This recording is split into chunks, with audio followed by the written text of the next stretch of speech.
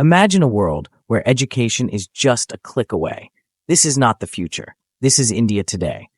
EdTech in India is not just a wave, it's an ocean of opportunities, transforming millions of lives.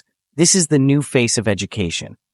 Over the past decade, India's EdTech sector has witnessed explosive growth, attracting over $10 billion in investment, with a significant portion concentrated in the last few years alone. But what sparked this sudden surge? With one of the world's youngest populations and dramatically lower data costs, catalyzed by the geo effect, nearly 300 million students are poised to spend billions on learning and upskilling. Investors, both domestic and international, see Indian EdTech as a once-in-a-lifetime opportunity.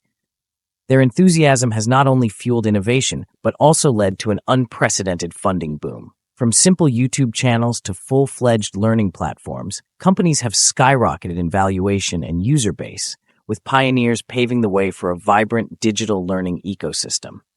Yet the sector is now navigating through turbulent waters.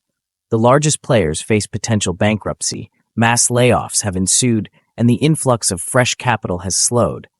The landscape is shifting. The reasons are manifold: skyrocketing customer acquisition costs, market saturation, and a volatile global economy impacting investor confidence. The cost to acquire a student has sometimes outweighed the lifetime value they bring.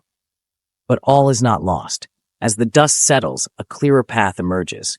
The future of EdTech might not hinge solely on digital platforms, but on a blend of online and offline experiences.